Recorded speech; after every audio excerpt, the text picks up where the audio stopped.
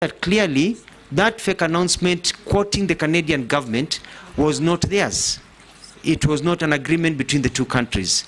Because of all that, I even had a call from my counterpart at the time from Canada to apologize for the mix-up, because the way the Kenyan media, and it was just basically, they were very clear. It was one of the newspapers, a journalist took it and twisted it. You or your counterpart? Who was apologizing? My counterpart called me to apologize that this had been mistaken, had been taken out of context. And to explain to me that that was not the intent of the statement that they issued. Actually, they were supporting the agreement and the discussions that we had about fighting fake people who have been misleading Kenyans all over, quoting the government of Canada, to say that they were not aware of that issue. And we're able to sort out that issue and move on and be able to actually establish systems, which I can discuss later on, about getting seasonal workers to go to these countries. So what is the position with Canada now? See, when you left the ministry, what was the position on that point, on migrant workers? The position of Canada now is that one of the bilateral labor agreements that I'll be following up is that Canada does not sign bilateral labor agreements as a nation with countries, but the provinces, according to their law, are the ones that sign agreements. And what we had agreed about was about getting seasonal workers for Canada. Canadians are looking for seasonal workers so that during the summer you can go there, you can work for six months or so, and then go back to your country. They already have many seasonal workers from lots of South American countries, from the Philippines and even other Asian countries, but they don't have many or any from our country. So that is something that is still in process, and it is quite exciting because I got information from some colleagues and some friends from Canada when I was nominated for this position, saying at last now we can revive the conversation and continue from where it was left. Before the next question, your documents that you came with should be handed, Sergeant, to the clerk to verify with what we have on you.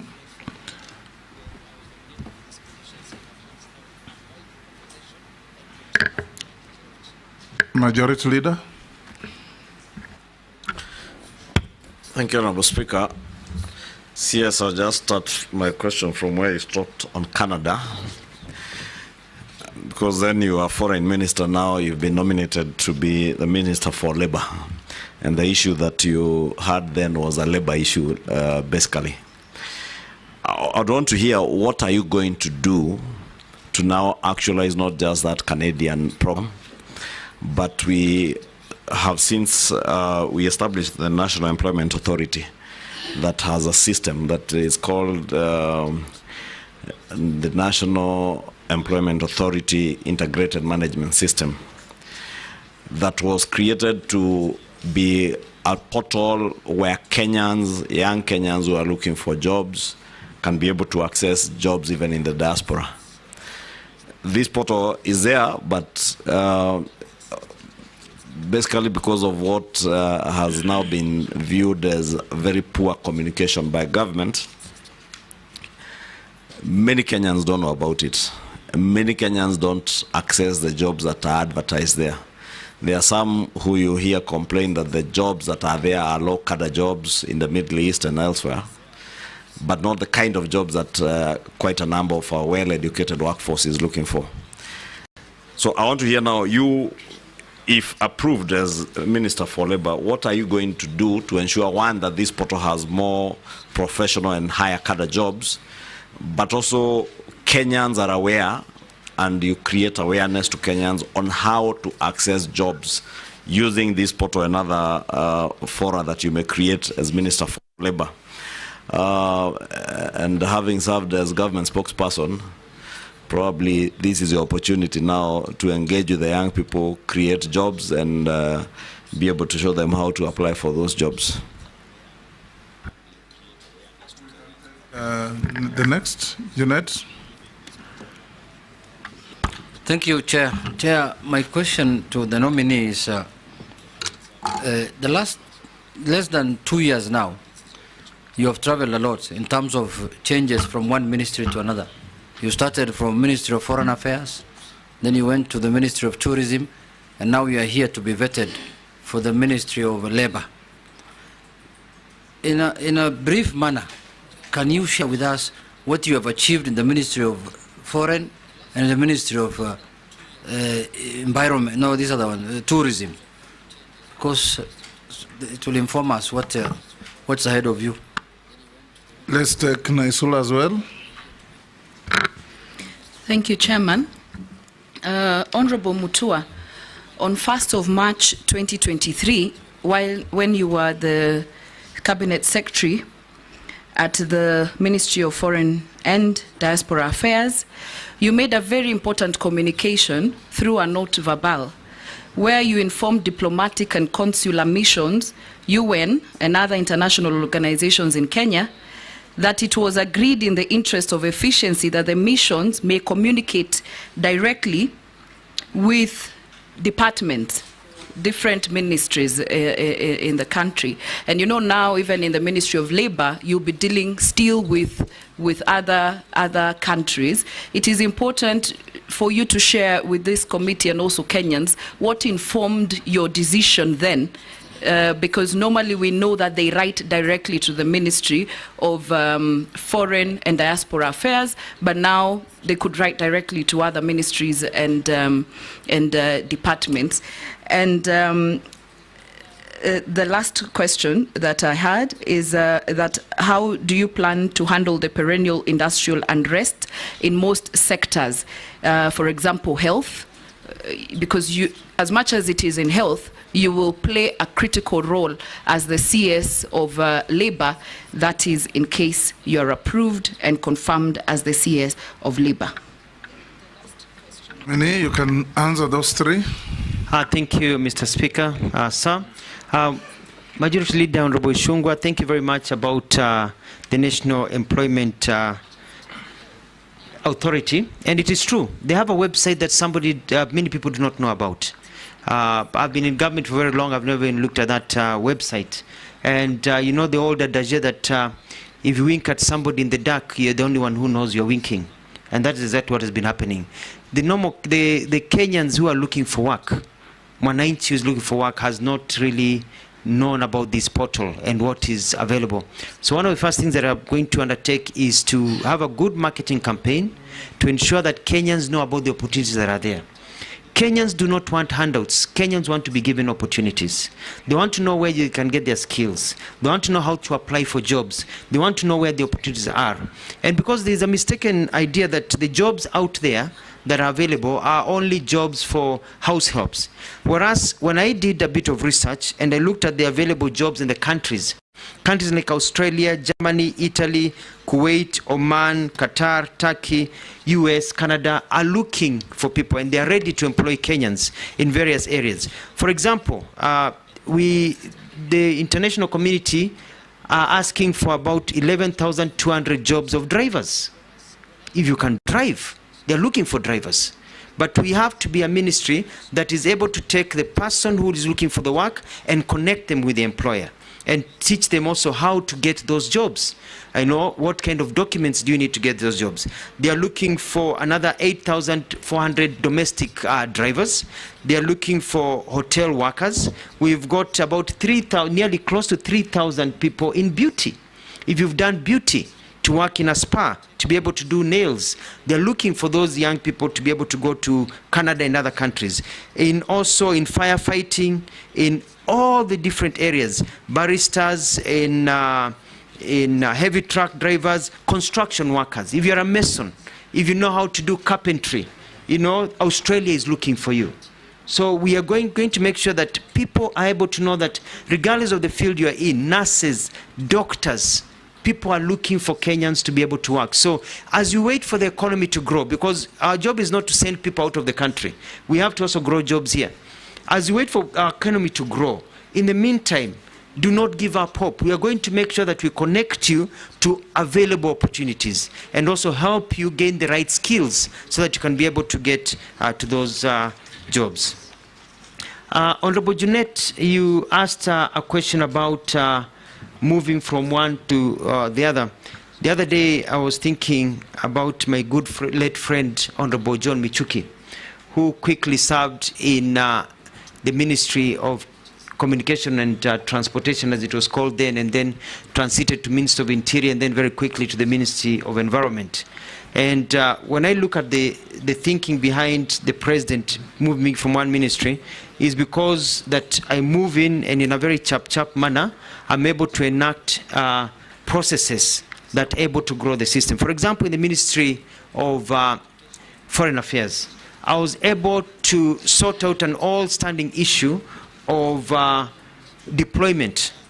You know, for a long time, people felt that they are deployed according to who knows who. I set up a system so that if you're in the service, you know that when your time comes, you don't need to know the minister, you don't need to know the PS, that automatically you fall into place, to bring a sense of fairness.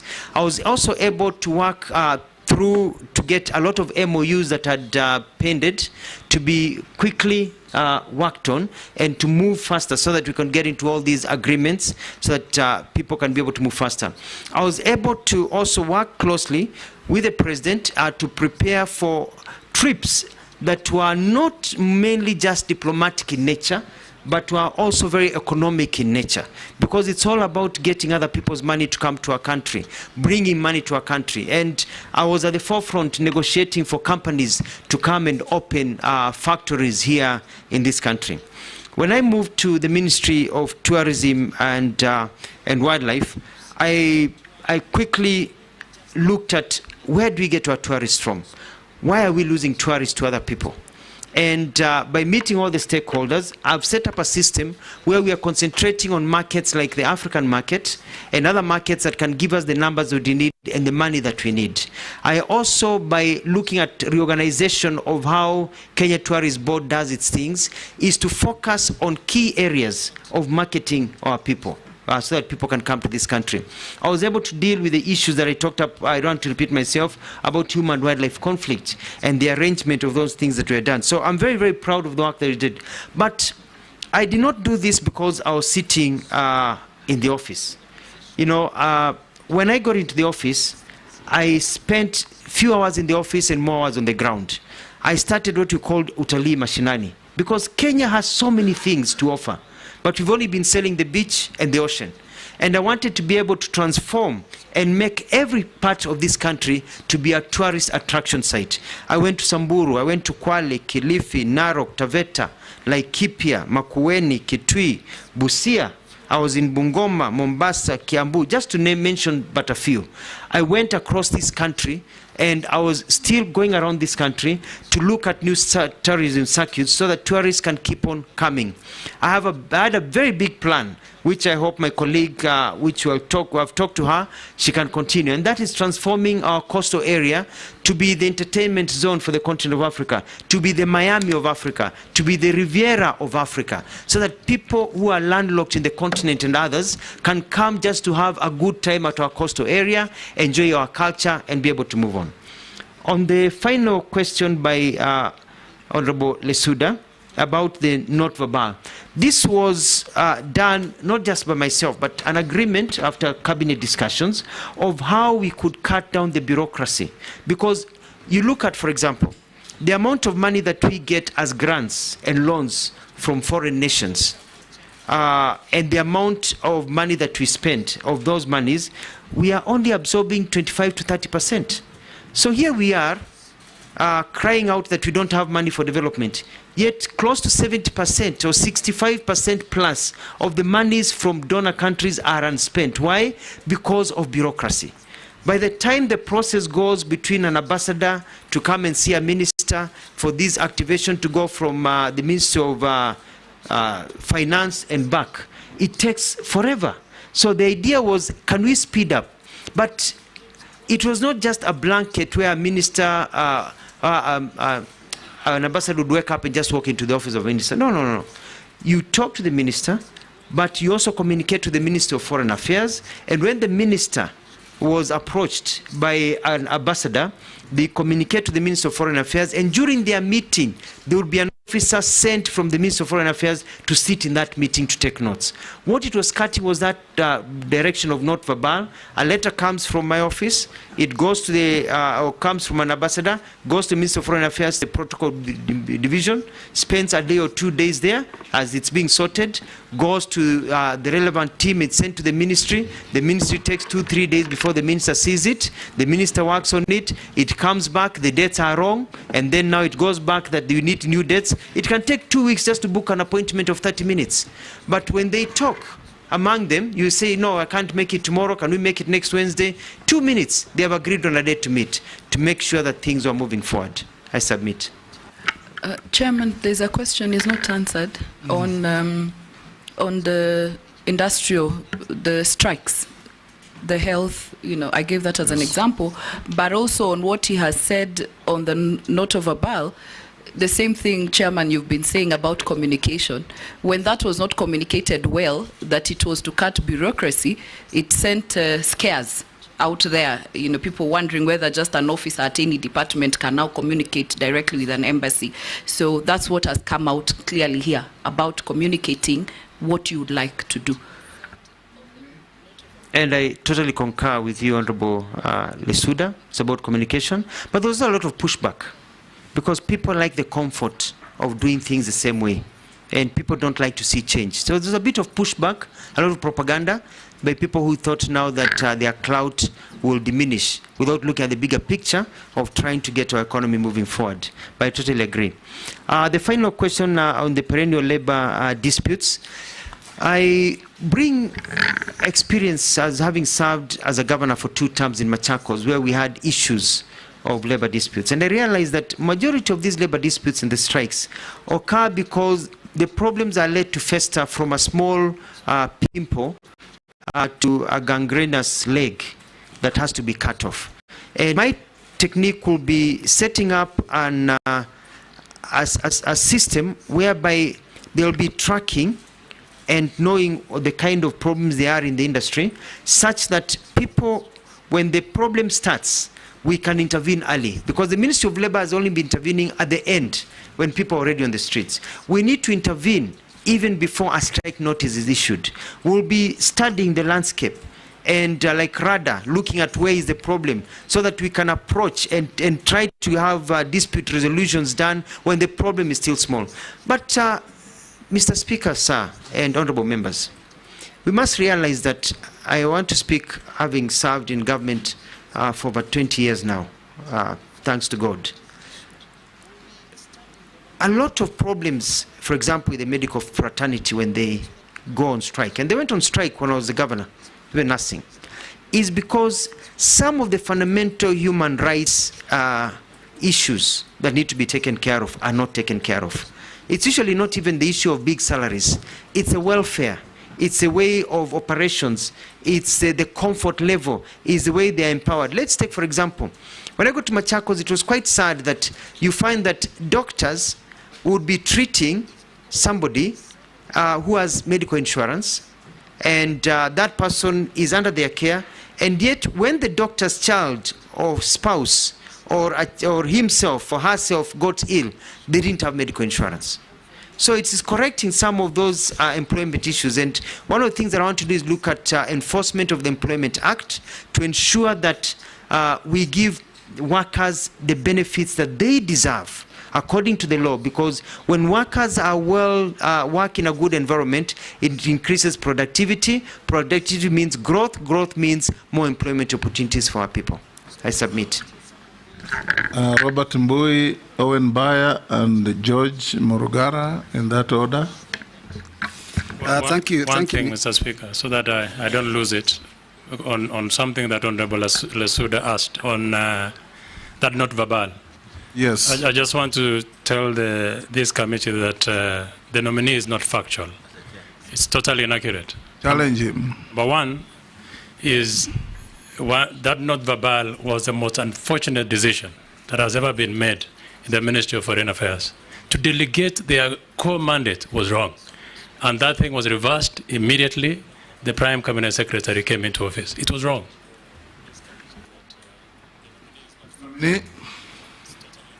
Was it the most unfortunate not verbal?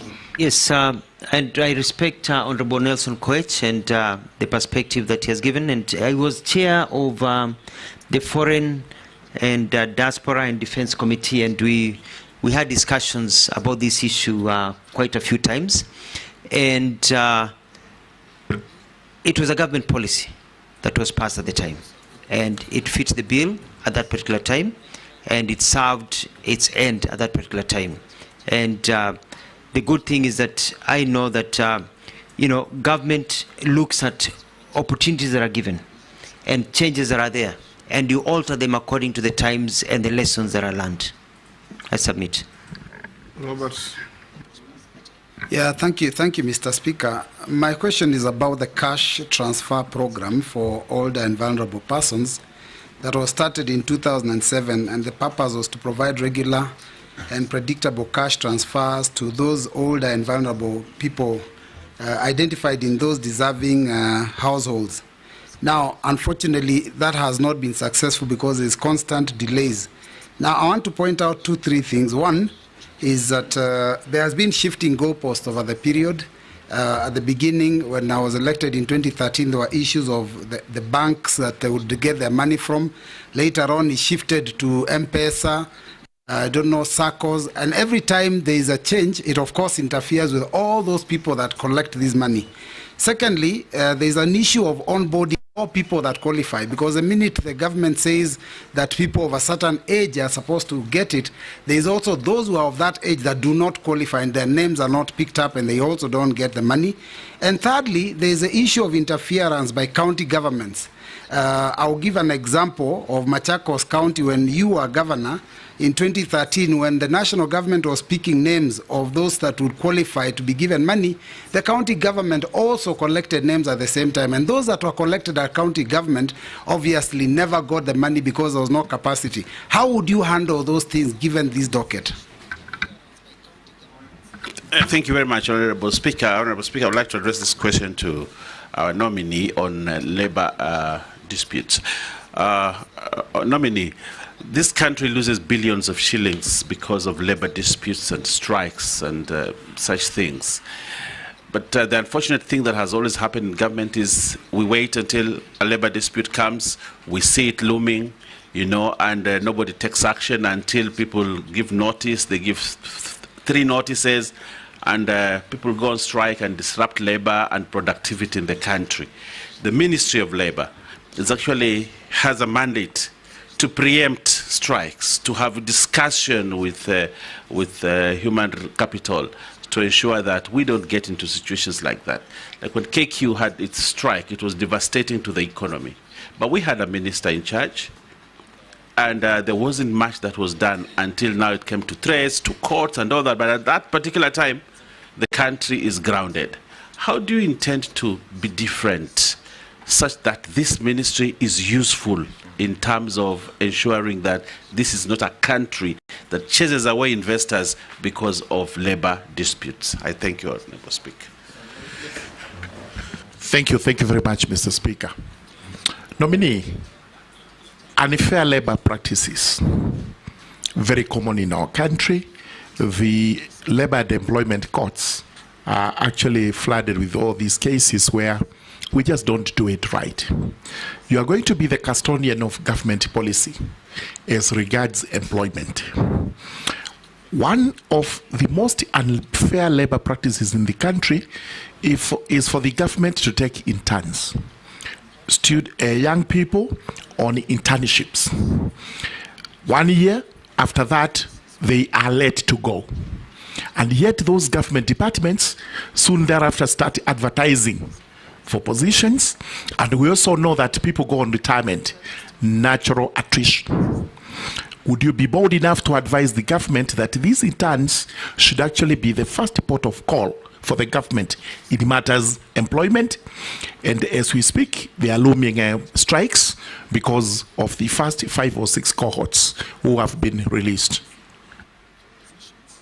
Nominee, you can answer those 3. Thank you very, very much. Let me start with Honorable Mbui on the issue of Inua Jamii. I think the challenge we've had with Inua Jamii is that, and I've done my research, is that people have tried to be creative, and it is now improving, but it's an old syndrome, and that's where we have devolution, whereby you're giving 2,000 shillings to an old grandmother, and you want that grandmother to travel from the small village in the middle of nowhere and go for 100 kilometers to the county headquarters to get the money. But this eventually went down further, even to M-Pesa and other systems. And my study is that we are still not being able to get to the ground completely, to the people who are most deserving. And one of the things that I'll do is work closely with the county governments and also with the national government system to go to the village-based system, not only for identifying the people who deserve the Inua Jamii funds, but also to collect data of the ones who exit, but also on the payment module. Why should I spend 300 shillings to travel to get my money or to the nearest M-Pesa place, because some of these old people don't have the M-Pesa monies, and then travel back, with the same money. So I'm going to find a system of getting the money to the people at their doorstep, more or less, in a progressive manner. As you know, we already have about close to 1.8 people in the system, and looking at how we can get 1.8 million or 1.8 people? 1.8 million beneficiaries, people, and we want to move it to, according to what has been discussed in the cabinet I served in, close to 2.5, and continue to onboard them. But I'm also concerned, Mr. Speaker, about the classification of people who are suffering from various disabilities, because the monies don't go to the disabled person, they go to the household. And so you find that many disabled people fall through the cracks. If you've got 1 or 2 members of a family, then that becomes one unit. And furthermore, the disabled even have at times higher challenges than the abled. And we may need to be fair in this country and see what we can do to give them slightly more money compared to what we have. Initially, everything was pegged on the US dollar. It was supposed to be $20, but with how the economy has grown now, they are getting 12 to 15 US dollars, not the original 20 that was thought of when you look at the inflation and the changes that are there. So this is an issue that is very close to me. The question about Machakos, I think there was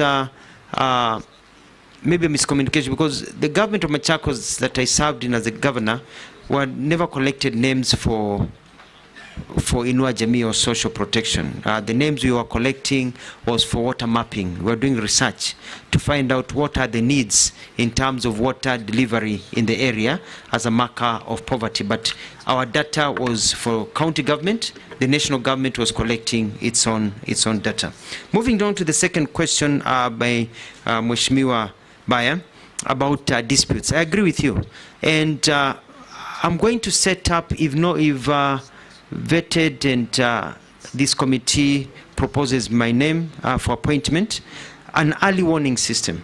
And I'm going to look at all the sectors and have people who are confidently can come. I keep an open door policy for those members of parliament that have even come to my office to see me. I keep an open door policy for the different sectors to talk to me. Let me know what is going on, and let our systems know so that we can get and arrest them, as you said, early. Take care of this wound before it becomes problematic and before the disruptions that are there. And also when the disruptions are there, I'm very good at bringing people together and being able to bring harmony, which is one of my big successes that I did when I got into the Ministry of Tourism and Wildlife. I found a lot of people warring and fighting each other, and was able to bring peace and calm within a very short time. I remember having discussions with Honorable Ishungwa about it, and I was able to bring peace and sanity, and I believe I can be able to do the same because of the experience that I had in Machakos. Lastly, Honorable Burungara, thank you very much. I'm quite concerned. I looked at, when I went to school in the US, I used to get summer jobs working in a factory, and it was all those factories whereby you're collecting wood as it comes down the drive. And there are strict occupational health hazard conditions. You had to have the helmet, the gloves, and then after every 2 hours, you took a break. And every 2 hours, you either took a small break of 15 minutes or a half break for lunch, another 15-minute break. So there were breaks throughout the day, because watu wetu sio punda kufanyishwa kazi in those very bad conditions. So the occupational health hazards and also working conditions of workers will be very key to my work if I am, if I go through this process. And part of it is also the internship program, because it doesn't make sense that a young person goes to a bank, they work very well, and they serve in that internship, they are taught, and then when employment jobs come, they are let out. And I'm going to bring a policy to cabinet if I go through this process to ensure that if you are taken in as as an intern in a ministry and you don't have problems and you're okay and you pass a certain mark into internship, because some can be taken and they're not fitting, you pass a certain mark, that when positions of employment of entry level are taken, that you start with those ones. And you're going to talk with the Public Service Commission, because fair is fair. Fair is fair. Thank you. Dawood, Honorable Dawood, Honorable Emase, and Honorable Amisi, in that order. Thank you, Mr. Speaker. Mr. Speaker, first I want Honorable Mutua. In his opening, he made a few, I think, mistakes, where he says the fence was 1 billion, or was it 1 million? Then he says he brought it down to 850 million, or is it 850K? That's just a comment. Regarding wildlife payments, you mentioned 1 billion was paid. Yes, I have confirmed 1 billion was paid. And His Excellency the President asked you within 60 days to pay a balance of, clear the balance of 3 billion within 60 days, and that was on April 12, 2024. Could you probably tell us, within that time, the 2 months are over in June, how far have you done? And he even asked you to simplify the way the forms are done. That's what I want to know for the wildlife. Secondly, the disabled and street children. There is the National Disability Mainstreaming Strategy of 2018 to 2022 and the Street Families Rehabilitation Fund of 2003, 46,000 street families as at 2021. What have you done, or what will you do? Sorry, we have not done, but what will you do if you go to the ministry? Please give us an idea on that. The last one is, in the UK, there is you have just mentioned that you didn't know about the National Employment Authority and what it does. In the UK, there is agency of government, job centers. They're in each and every place where people say what jobs are available, and they link people to the jobs in industry and all those places. What is your idea about it? And if you do it, would you devolve it right to the locations, sub-locations, or is it counties? Thank you. Honorable Emase. Thank you. Honorable nominee, my focus is on unemployment or limited opportunities. There's a limited number of opportunities in the country compared to the number of graduates that are coming out of our institutions every year. To make the situation worse, there is a mismatch between skills and industry needs. Sadly, there is an unfair recruitment process. And the question I'm asking myself, you know, some of those graduates, they're actually educating themselves, doing manual jobs, casual jobs. Some of those students, their parents have got to spend time on and off police cells because of brewing changa to take them to school. Others, like in my village, you do pottery. That is how I went to school. And I'm imagining if I did not get a job, what would have happened? So as a nominee, if you are approved, I want to hear about a structured approach to absorbing these graduates into the job market. Because if one graduate, we have graduates who graduated 10 years ago or more. And the reason why we saw them in the streets is because of unemployment. Some already said, I'm even dead. I'm already dead. Because how do you employ somebody who graduated last year And then there is another person who graduated 15 years ago, is now 46 years old, 40 years old, with a first-class honors, and is in the village. And his sibling is telling him, why are you even talking about education? I graduated 15 years ago, and I'm jobless. I mean, my brother graduated 15 years ago and is jobless. And you are here telling us about education. So we really need, my friend, you need, this I think requires a multi-sectoral approach. Sit with your counterpart in public service. Sit with your counterpart in education. Probably borrow a leaf from TSC, where they say, first come, first serve. Why should this other guy, the parent has struggled as a degree, retire before getting a job?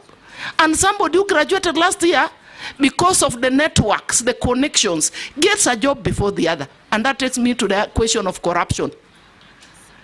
You must tell us how you're going to deal with the aspect of corruption so that there is equity in distribution of jobs, so that there is fairness in the manner we actually procure, and so that there is no nepotism. That now, because it is Mutua in this Ministry of Labor, it is only people from your region who will have to go to take these jobs in the US or in Germany. I think that is my concern. Once we address that as a country, then I can assure you we will not have young people in the streets. Thank you. Caleb. Thank you, Mr. Speaker. Mr. Speaker, I have 3 questions, but I'll ask one. If I get an opportunity later, I'll ask the other 2. I'll allow you to. Okay. Now, Mr. Speaker, I think I have vetted the nominee before, and of course, as a member of the Committee of Defense and Foreign Relations, we have interacted a lot. And I'm not going to vet you based on what you're going to do. I'm now going to look at your history. You've said that you've worked in government for 20 years. And I want to give you some of the excerpts from what you've said in public while serving in those offices. When you were the spokesperson of Kibaki regime, their press conference and pronouncement you made on Oscar Foundation, 2 hours later the officials were killed, assassinated. It gave the regime a bad name. Whether it was true or not, the pronouncement gave the regime a bad name. In the same regime, you also pronounced yourself to the visiting senator, Senator Obama, as a very small man that we should not bother about. He later became the president of the United States of America. It also gave your regime a bad name.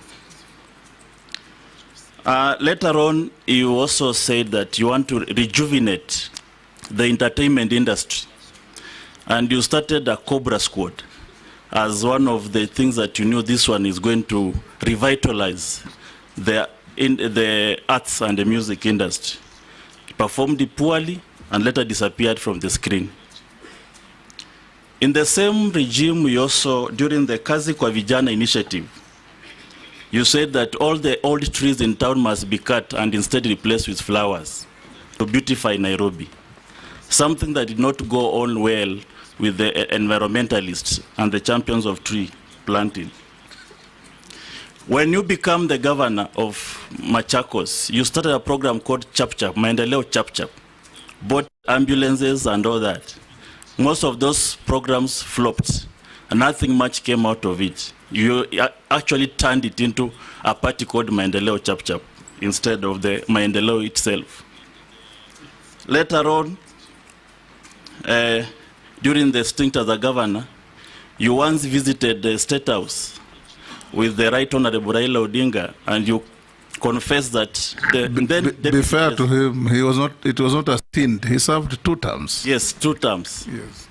So around that time, you visited State House with the Right Honorable Raila Odinga in a state event, and you said the president now serving, who was then the deputy president, squeezed your hand very hardly and painfully. You even reported to the Kilimani police station. Nothing came out of that case. Recently, as a Minister for Foreign Affairs, on an X, what is now called X, it was called then Twitter, when Turkey had a devastating earthquake where thousands of lives were lost, You promised on the behalf of the Kenyan government that food and the medicine will be donated to that country. Right now, even the officials of Kenya in Turkey are embarrassed to face the government there because nothing was delivered. And it has embarrassed this country forever in terms of Turkey and the Kenya relationship. And lastly, where you just came from, as a Minister for Tourism, you said that all tourists arriving here must plant trees, and they'll even have a fee on it to buy the local seedlings. Something that we don't know whether it was passed by the cabinet, where it was a road declaration. This one puts a lot of skeleton in your closet. What do you say about it?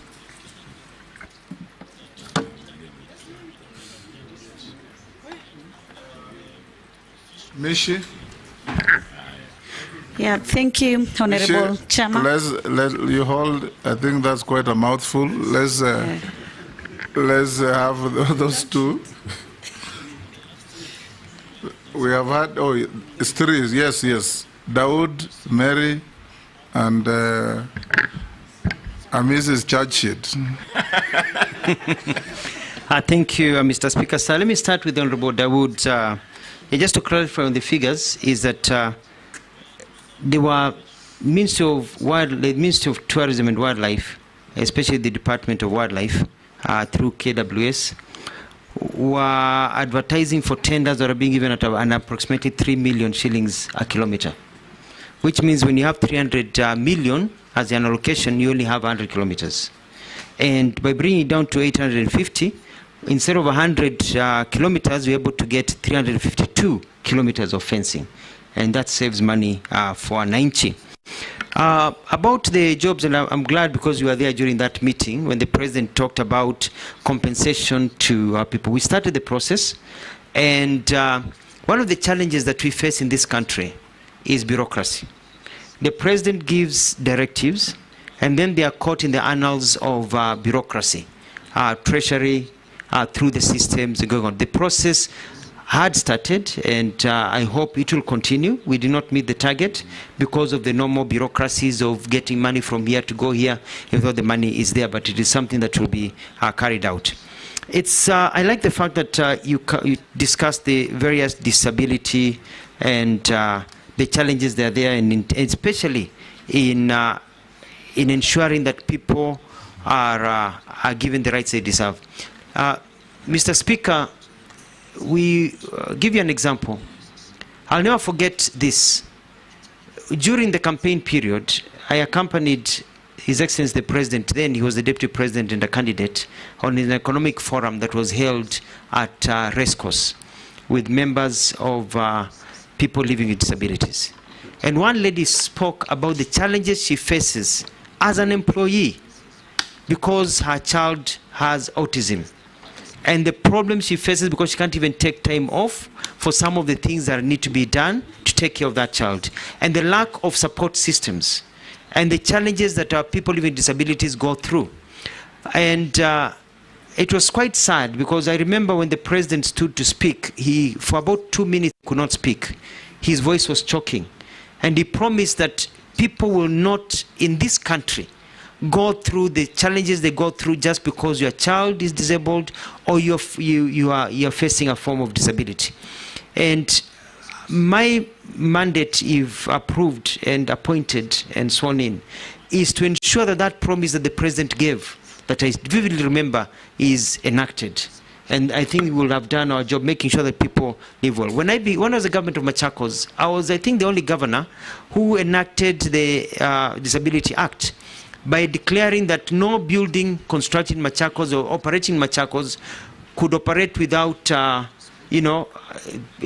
places where would be comfortable for the disabled, for example, with ramps and others. And we shut down buildings.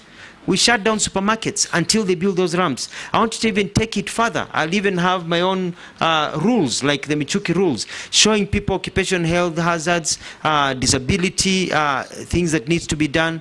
When somebody is hard of seeing and they go into a building with lifts, including Parliament, Why do they need somebody to come and help them identify which number? If you go to London, you go to Australia, even go to South Africa, the numbers on the keypads of pushing the buttons for a lift have braille. And so we need to standardize some of these issues so that the disabled can also live a good life. I want to reply to Madam Emasi, and I totally agree with her.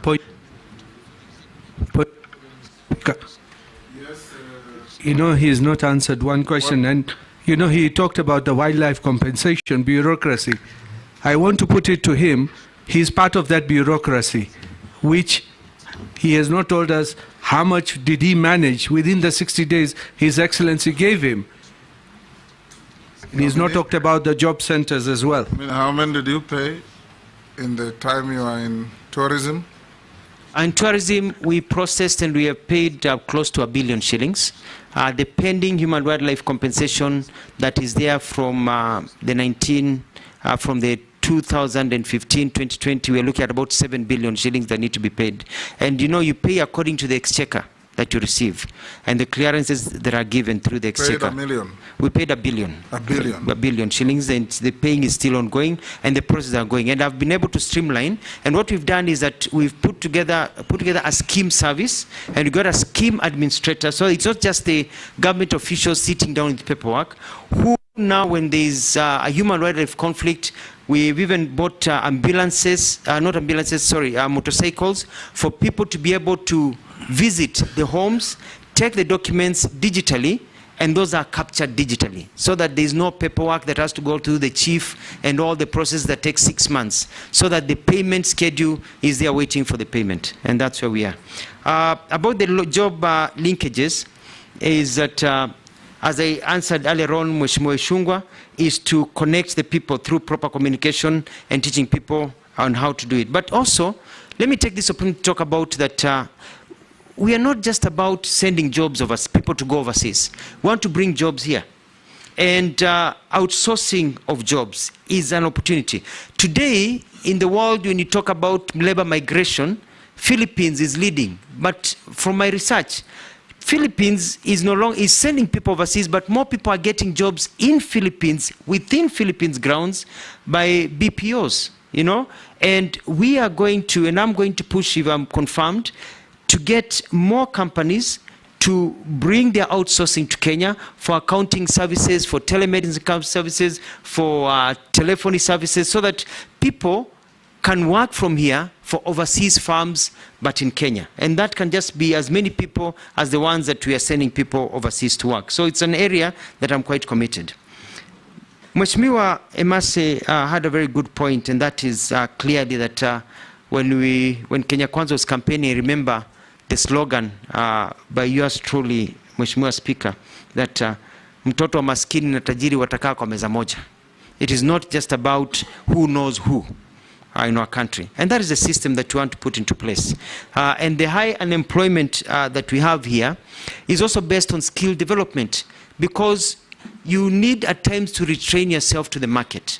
You've studied to be an engineer, and there's a finite number of employment opportunities for engineering. And if they're not there, they're not there. And so at times we need to show people how they can restudy and get new skills to add on to the skills that they have, and also how to be able to diversify. And so the area of skill development is very key. For example, the issue of languages.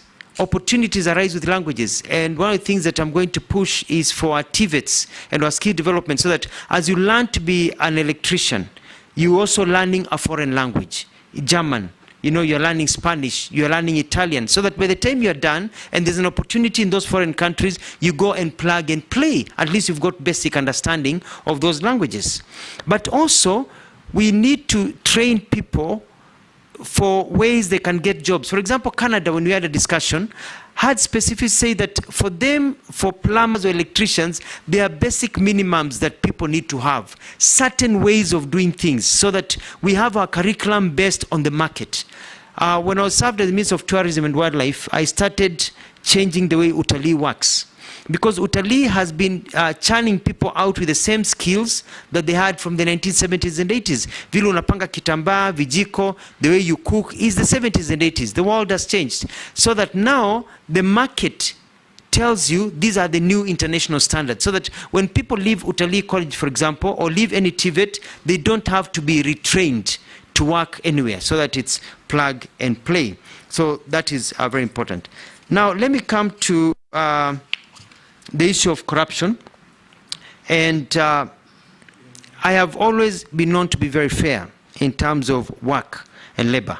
And I'm going to ensure, like what our president has told us, that you do not nominate me to be a cabinet secretary if approved of Ukambani or Machakos, where I come from, but a cabinet secretary of the entire country.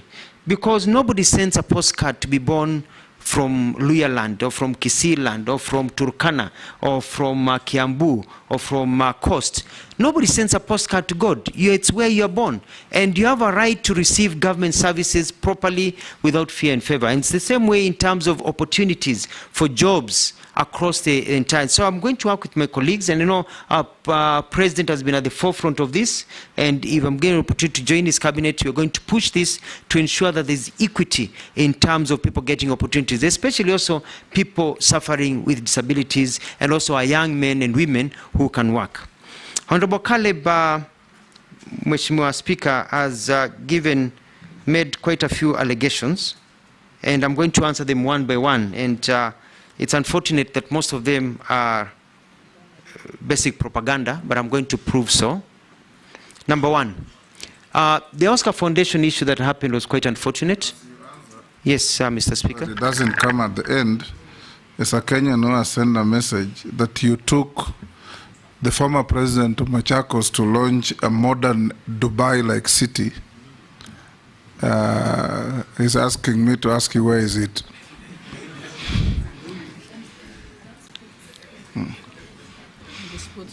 Thank you.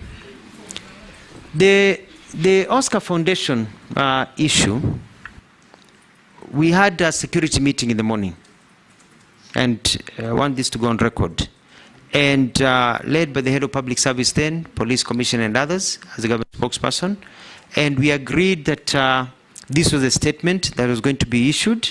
The president was briefed. I issued the statement because the legal practitioner and I think the DPP was preparing documents to be able to arrest and take them to court.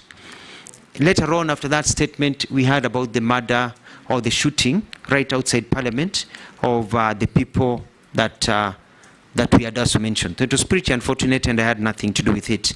I was doing my job as agreed in a proper government system.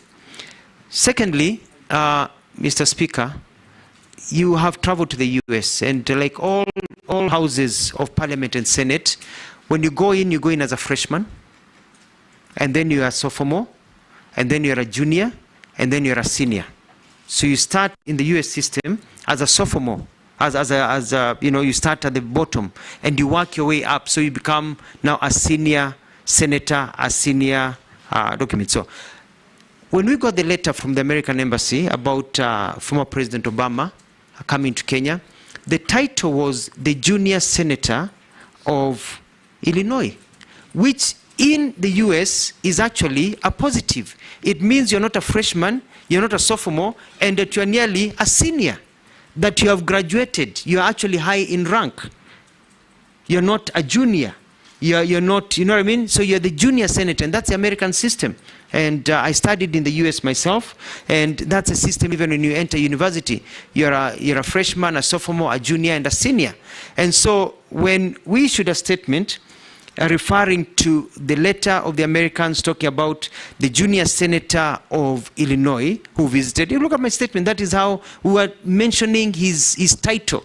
And that is the title he had. It was nothing to do with demeaning Obama, who we believed in. It had nothing to do with the comments it said. It was basically his title. You are a majority leader, you're a speaker, you're a minority leader. That's how it's a title that he had at that particular time. Number three, you asked about Cobra Squad. Cobra Squad was a personal initiative, very successful. I want to say that I bought my house in Nairobi with proceeds from Cobra Squad, and went on to produce many other shows like Beba Beba, which I think you've seen it, and many other shows that my company still produce and do other things. And Cobra Squad was very successful, even across Africa. Even today, I still get royalties from it being shown in Zambia, Tanzania, and many other countries. During our second season, after the end of our second season, one of our main actors unfortunately died in the fire that engulfed the former Nakumat that was at Moi Avenue. And it was felt that we could not continue with the third season after that tragedy. And that is how we stopped Cobra Squad, out of respect for the death of one of our workers. So, Mheshimiwa Caleb, it was not a failure, it was a success. Big success, but also we are people with a heart. About Kazi kwa Vijana and the tree planting and the organization, I took the former mayor, not mayor, town clerk, Gakuo, together with some colleagues to Dubai to look at how to beautify our country and the national parks. And I remember spending so much time planting trees in the streets of Nairobi. I even count some of the trees I personally planted right here on Harambee Avenue and over here. And we started an initiative to plant trees and beautify. Now, a decision was made that there will be an expressway, the existing expressway that is there, and that the trees on Uhuru Highway, because the expressway was going to pass on top, had to be removed to allow for the expressway, and so that we have short bushes and brushes. And that was what was going on. It had nothing to do with cutting down the environment. We were planting many more trees and reorganizing many other things. Mr. Speaker, I'd like to go on record. Something. Just a small point of order. You said you went to Dubai to see how to beautify a city. Dubai doesn't have any trees. It's a concrete jungle. So how did you learn that from Dubai? We found that in Dubai, they have one of the best parks in the world with very big trees and amazing flowers and beauty that you can't believe it grows in a desert. And the challenge was, if it can grow in a desert, if this can grow in a desert, if you've been to Dubai, you've seen, you know, what they're able to do with the trees on the sideline, the palm trees and the forest, then you understand if you can do it in a desert, what about in a place where it rains more than the desert? And that was the lesson that was learned.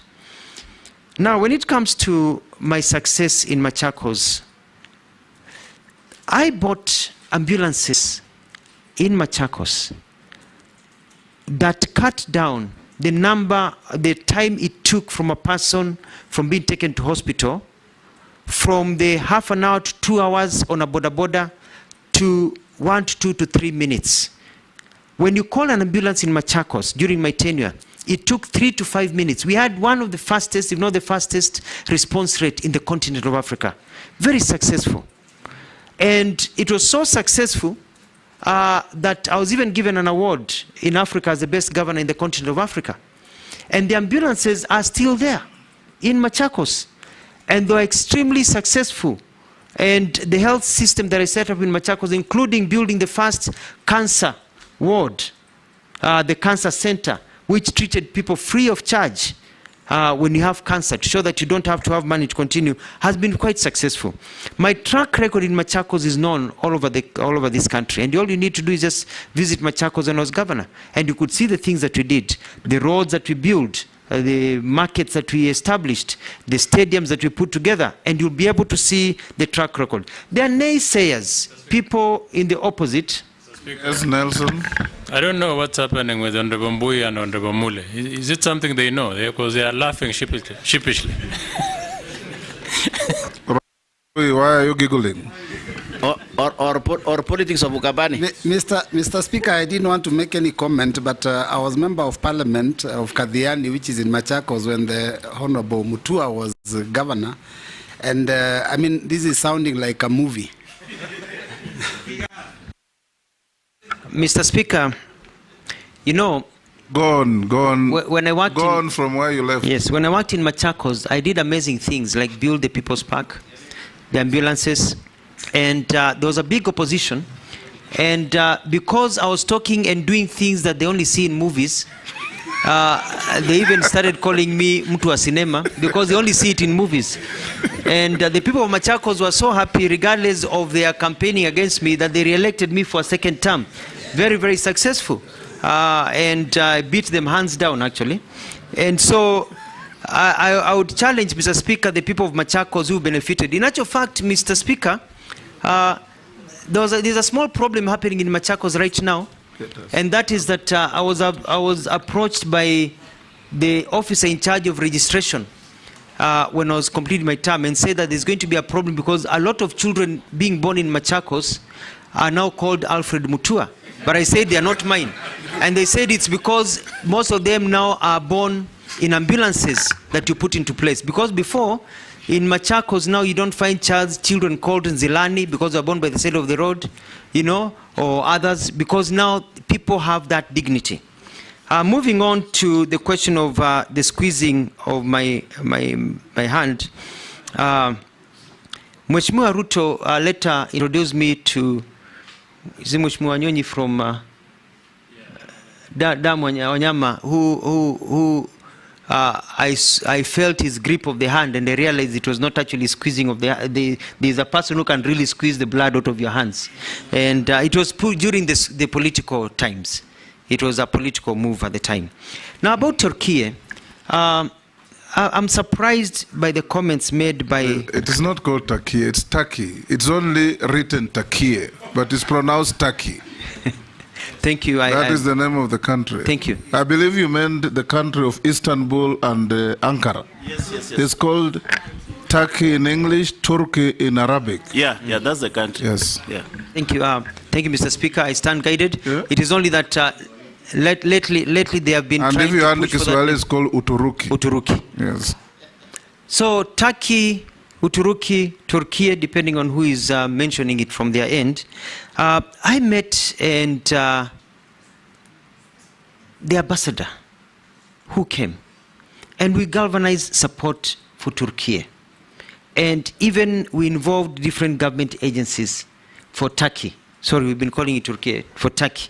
So I'm surprised saying that our officers are embarrassed, yet we are able to work with them. Even our president issued his condolences and talked of the support that we are working. We've been worked very well with the ambassador from Turkey. I'll be surprised, even the ambassador will be surprised to hear of such. When I talked about all tourists planting trees, we said tourists will be given an opportunity, and to urge the hotels that when because it is a matter that was in public domain and it came directly from the minister's handle, you could maybe explain how you delivered the goods, because according to them nothing came. They are embarrassed to see the king. There is always everybody who promised delivered except Kenya, and it has put our nation at a very embarrassing position because of your comment. Mean the food to Turkey?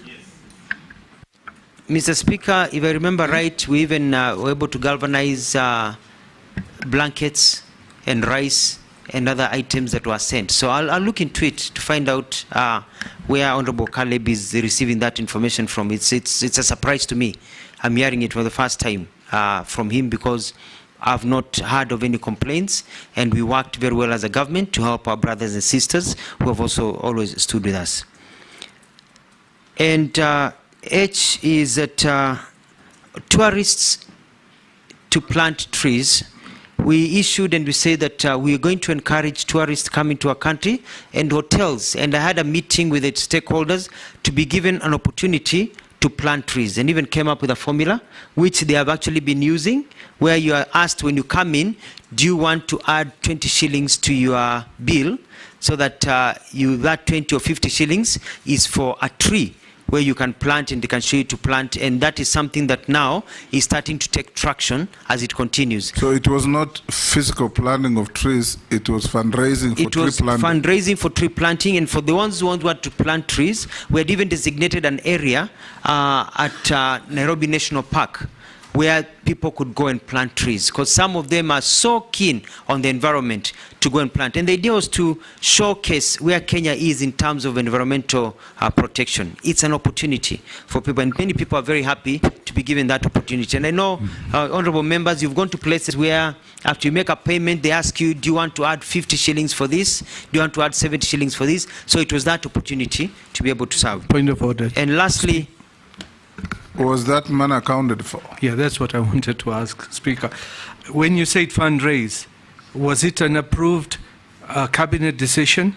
And if it was, how much has been raised up to now? Sorry, Mr. Speaker, not fundraise, but be able to give people an opportunity. For example, if you come to a hotel and the hotel tells you, we have seedlings for you to be able to plant a tree.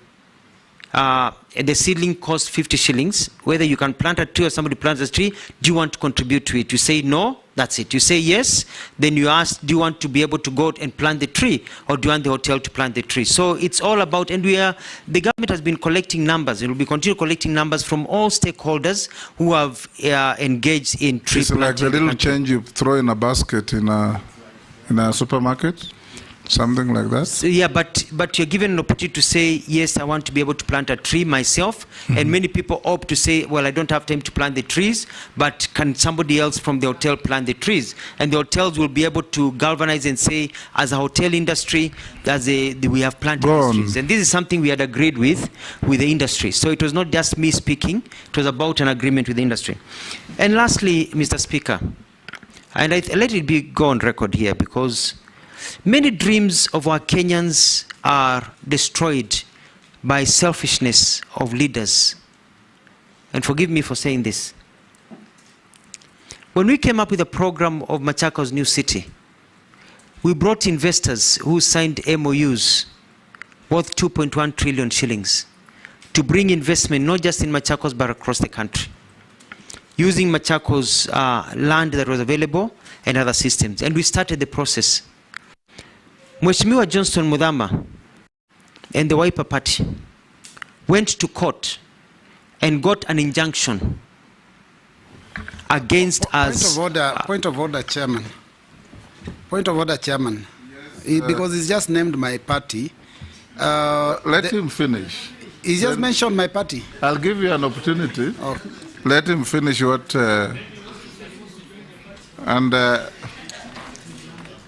And I want, go on, nominee. They went to court and put an injunction, and an injunction was issued by court that we cannot proceed with that program until the court rules otherwise. The court took 5 years. Justice delayed is justice denied. Despite that, we were able to continue. And when the court ruled, and I remember it was Justice Odunga, because I have the court case, when he threw out that suit and said actually it had rendered the people of Machakos poorer over time, because all those investments were lost. They went to Rwanda, they went to Ghana, they went to South Africa. Today, as we sit here, some of the problems we are facing with Gen Zs is because we've not been able to grow opportunities for them to work. That was a valid dream that was stopped by leaders who are more concerned about political clout of one another rather than taking care of the people of this country. We have to be able to be selfless to know that some programs, you may not support them, but they are good for the country. And you support them because they provide employment and opportunities for others. We lost, the person who has built Dubai Mall, he came and he committed $400 million. That is the one that had a component of Formula One? Yes. The same component. He had committed to put a sports city and hotel system and everything, and even connect the highway from Machakos all the way. He came, he met the president, he met us. I went to Dubai, we signed an MOU, and the MOU is still there with him. But when it went to court, he took his money to Rwanda, and the rest of the money he took to Angola. Who lost? The Kenyan poor. The Gen Zs who are demonstrating because of that. What is your point of order? My point of order, Chair, and I want Kenyans to listen keenly to this. Mr. Speaker, the nominee has accused the Wiper Party of taking him to court. Now, at the point when he came up with this proposal, he had just been elected as Governor Machakos County on a Wiper ticket. I was also elected as a member of parliament on the same party ticket. I was not involved in any issue to do with with a court case. Neither was the party, because the party decision would have been taken at the national election, the NEC Executive Council. So when he says that the Wiper Party took him to court, he's being economical with the truth. I do agree that the senator of Machakos, who was also a Wiper member, may have been involved, but not the party. I would like to see some evidence that puts the party in court against him. Let's settle that the senator who went to court belonged to Wiper Party, but it may not have been the Wiper Party that took him to court, so that we make progress. Who are the parties to the case? You say you have the case? Yes, it was... who was the plaintiff? It was Senator Mudhama. Yes. And to Senator Mudhama, and when he went to court, he said he represented the views of his party and the party machinery. So I withdraw. And so we leave it as Senator Mudhama. And but you see, Mr. Speaker, sir, yes. This was done because, from my perspective, I may be wrong. It was felt that if Mutua is able to achieve this greatness, then it will deny others clout. And I'm saying I may be wrong. I'm just saying that I felt that the reason that was stopped is because it was felt that I needed to be put in my place so that check. I do not overtake other leaders in terms of supremacy. So I just feel that it shouldn't have come to that. Point of order. Yes, Deputy Speaker. I hope that the nominee knows that you're actually under oath, so you risk perjuring yourself. You do realize that. Free legal advice. Dawood. Can the nominee confirm he was chosen on which party in 2013? Was it Wiper or any other party? He already said he was elected on Wiper. Okay, let's make progress. Let's make order. Shuria? I think, Chairman, I'll just suggest if the nominee could just stick to the issue of his, rather than just going into politics, just to save us time and also. Yes, you have finished answering to all the counts on Mrs. charge sheet. Now let's go to Mishi. Yes, Mrs. He has answered everything, including the one that was sent in by a member of the public. It's not a court case. Yes. The reason why I've pushed all those is because of your history. And you know, there is developmental stage. You can't just go to a country, copy something, and replicate here, and you think everything will work. So it puts the office you are holding in jeopardy, the name of the country, the name of the citizens, because of the theatrics manner or melodramatic manner you operate in your office. That's why I brought out those issues. I'll take the next three. Mishi, Honorable Mishi, Honorable Shuria, and Honorable Raso. Thank you, Honorable Chairman. Honorable Chairman, my question will be on Kenyans working as domestic workers in the Middle East, and I want to focus in Saudi Arabia. And my reference will be the gravity of the reports concerning the mistreatment of Kenyans working there, ranging from denying of food, beaten to death, taken to jail under unnecessary circumstances. Honorable Chairman, just recently, and I want to say thank you to you because you're among those people who assisted me together with the Cabinet Secretary, Prime Minister Musalia Mudavadi, to bring the body of one of my electorates, a lady who was working in Saudi Arabia, traveled with his employer to Egypt, and after 2 days, he died under unclear circumstances. It took us 1.5 months to have the body brought to Nairobi, then transferred to Mombasa. Honorable Chairman, I know there have been some reforms regarding the same issues, but I'm feeling that somehow there's no law enforcement, and I believe they are what we call international labor standards or labor laws, and we also have those who are domestic. And most of the time we are talking about this issue, we are putting some reforms, but yet nothing is being done. In the reports of that case which I've just mentioned, it has written that the death of this lady is under investigation. And this is not the first time. I had another previous case some months back. It had the same report that it is under investigation. But after that, there is no feedback, there is nothing, and it's just like that, and no justice is achieved on that. So my question is, do we have some protocol where should be followed in case of such unfortunate happenings that the family maybe need to follow so that to ensure that they get the body at good time for us as Muslim. You can imagine she was a Muslim and she had to stay in mortuary for almost 1 month and a half for her to come back to Kenya. So I'm like, this is an area where we have to put some policies or rather some measures. And I know we have some impediment because some of the countries, maybe they are not subscribing to the United Nations and especially on universal human rights law.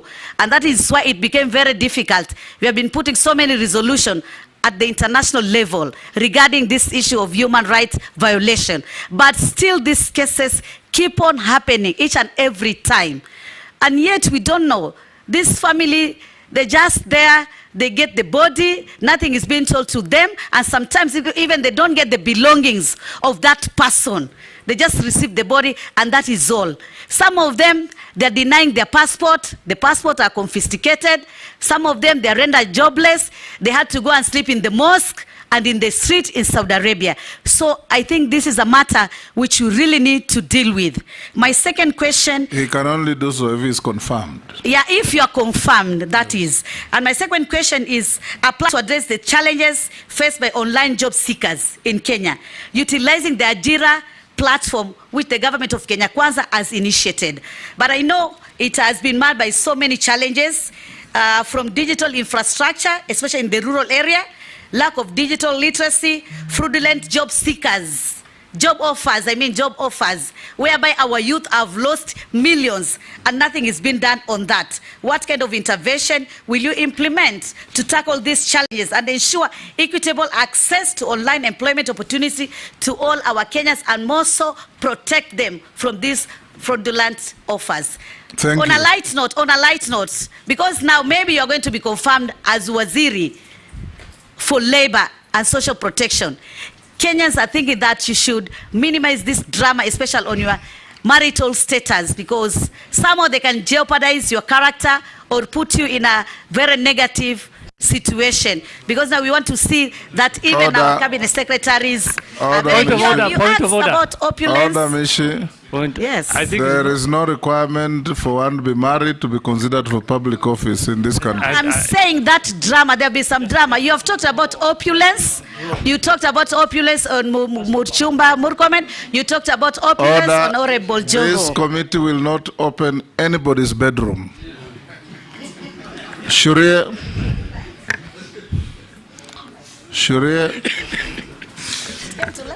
stop laughing and ask your question. I think, Chairman, it's best you protect people's bedrooms, as you said. We don't want those matters coming out here in the public. I think... The nominee, you will not comment on that. Thank you, Honorable Speaker. I think Caleb came up with a very long list, and I just want to, maybe in future he might get another opportunity. Mheshimiwa, if approved, what key results or deliverables can Kenyans expect from you in the short, medium, and long term? I thank you, Honorable Speaker.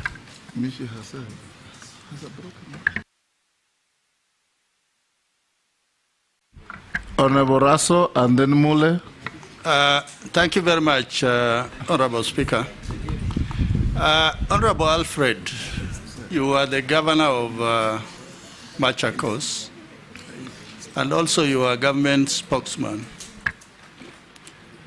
During those two stints, we were able to follow you. You were able to publicize what you are doing, the government agenda, when you are the spokesman. But once you were vetted by this committee and you appointed a cabinet secretary, you just slowly faded away. Is it that maybe it is comfort zone to be a cabinet secretary? Or the dockets that you occupy were not really engaging? Because Article 152 clearly says what is cabinet. The president, the deputy president, the attorney general, and 14 to 21 cabinet secretaries. Those are the people who run government.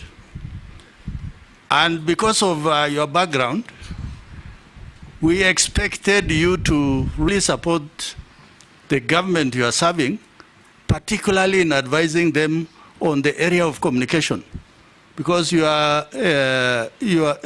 PhD is on communication. So maybe you will comment on that. Honorable Speaker, I need to ask something on labor. Not preamble, because I am just asking 2 questions because of time. Go ahead, go ahead. Thank you, Honorable Speaker. Honorable ALFRED, my second question, we had 2 generals in the army, the late General Mlinge, General Mahmoud. During the army recruitment, recruiting officers will go to an area and they will say, look out for this tribe, because they were looking out for the minorities, that minorities should not be excluded from the army. When we come to the ministry, if the House approves you, the ministry you are likely to go to, labor. Do we have systems in place to monitor, to evaluate, to look for minorities? Because I think it's not good enough to just speak on the radio, the social media, or the Gazette. And yet a lot of youngsters who are in the rural areas do not have access to many of these things. So if the House approves your nomination, what is it that you are likely to do? That there is regional balance, ethnic balance, and a lot of youngsters will be able to get opportunity in Kenya and even overseas. Thank you, Honorable Speaker. Thank you very much. No Machakos drama.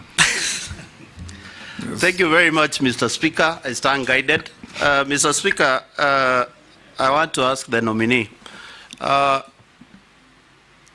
This country, and I want to tell the civil servants in this government, there have been unrest in different cadres, doctors, nurses, lab technologists, electricians, whatever.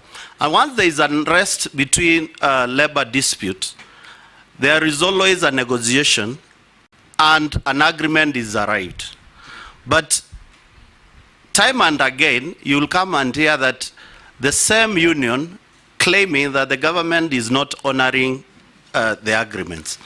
As you get into this ministry, can you tell Kenyans what will you do to make sure that every agreement between the civil servant and the government of the day are implemented to the letter, not to leave it just to unions, not to leave it to the ministry itself, not to leave it, even we saw the last one for doctors, whereby we have a ministry for labor, but the head of public service had to come in for negotiation.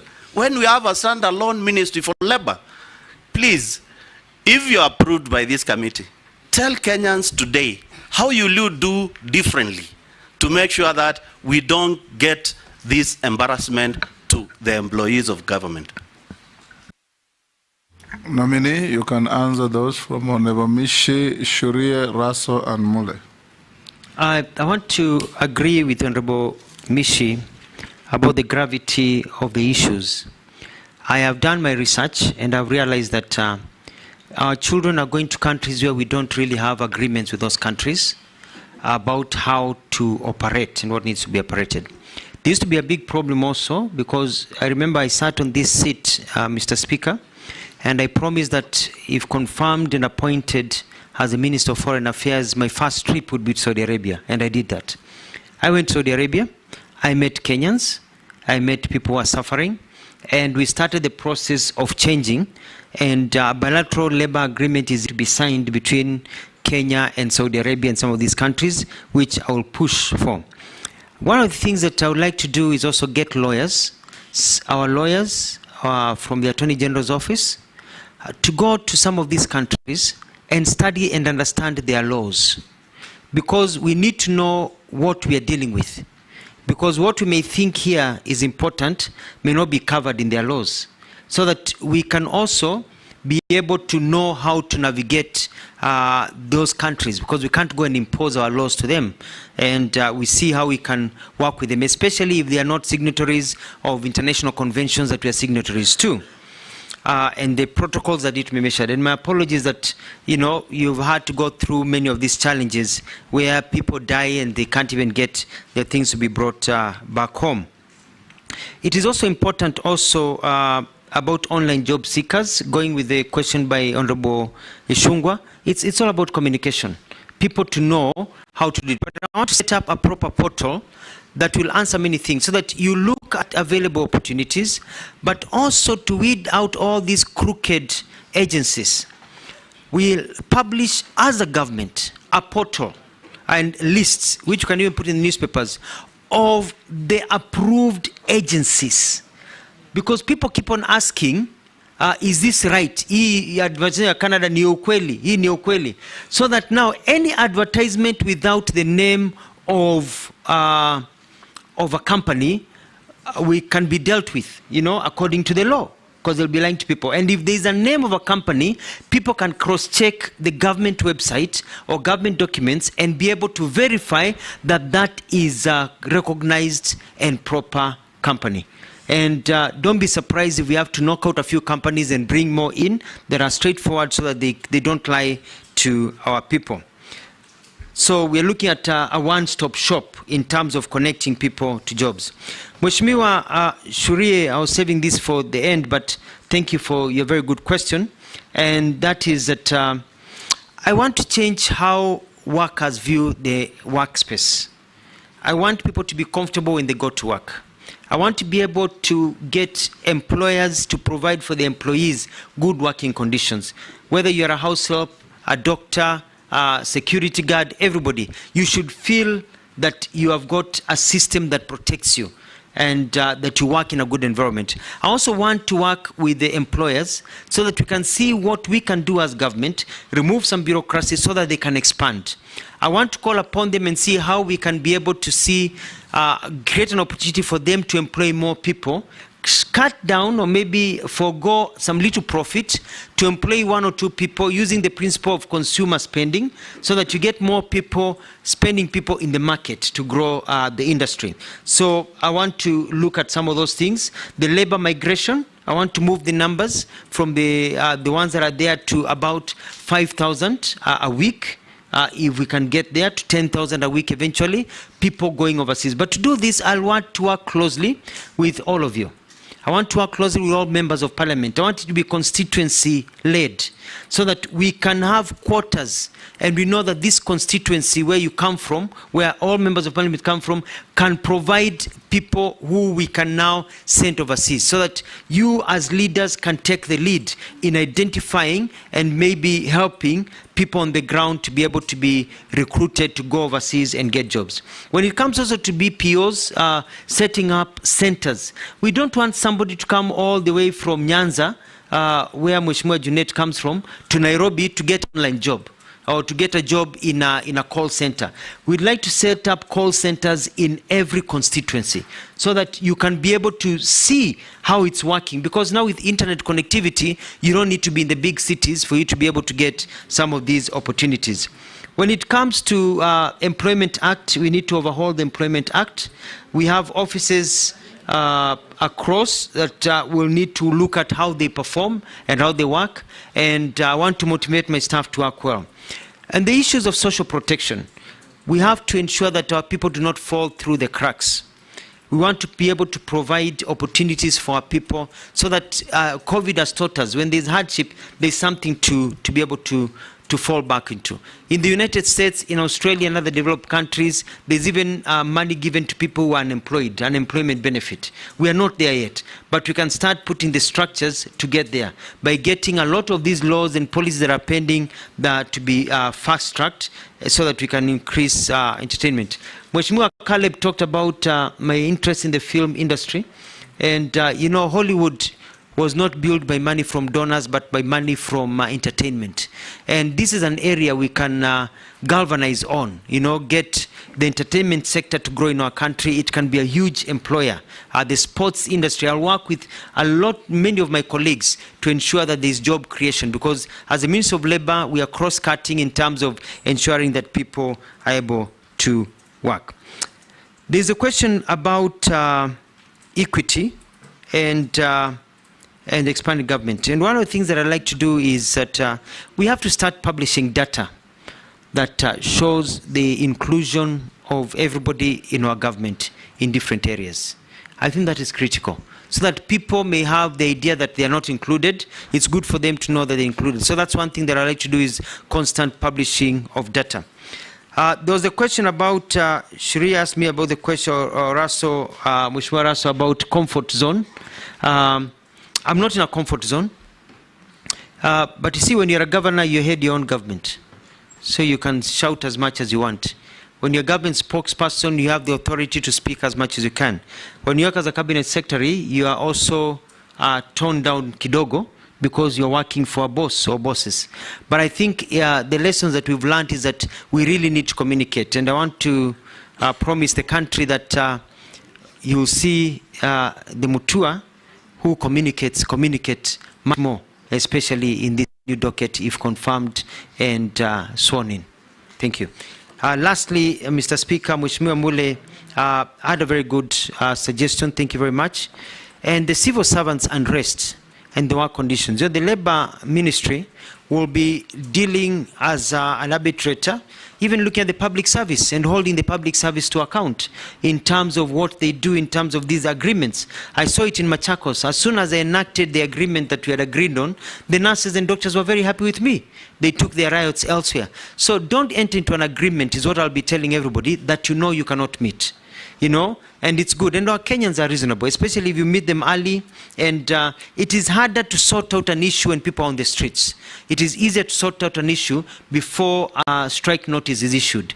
And I'm going for that early warning system, so I can work with the industry. And some of them have already reached out to me. They're saying, if you're appointed, if you are vetted and you go through, we'd like to come and meet you, because they are festering wounds. And so I'll open my door to meeting. And so we tone down all of these issues. I submit. Chairman. Nelson Koech. Yes. Posing. Yeah, thank you, Speaker. Nominee Honorable Mutua.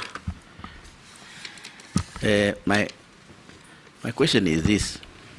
If you look at the ministry, or when people look at the ministry you are going in, not your ministry, should you be approved? Ministry of Labor and Social Services. People only see the minister. There's an argument that people only see the minister during strikes. So it's almost being called what somebody told me. It's called a strikes ministry or a firefighting ministry. That's the only time people can be able to engage or see the minister for this Ministry of Labor and Social Services. Honorable Mutua, tell Kenyans who are watching you and us and this committee to be able to look at how to analyze you for suitability in accordance with Section 7 of the Act. What else is expected of this ministry that Kenyans don't know? Maybe they have not been communicated, or Kenyans can expect from you, so that they don't see Honorable Mutua today in the vetting. Should you be approved? They only see again Honorable Mutua during what? Firefighting, when there's a strike in this country, then they see, oh, there's somebody called Mutua. What else will Kenyans expect out of you, Honorable Mutua, within your ministry that is not of strike? Thank you, Speaker. Kikaria. Thank you, Chair.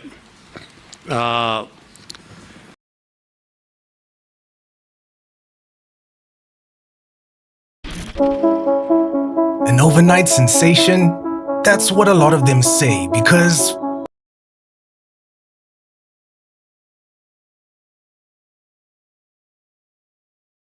environment.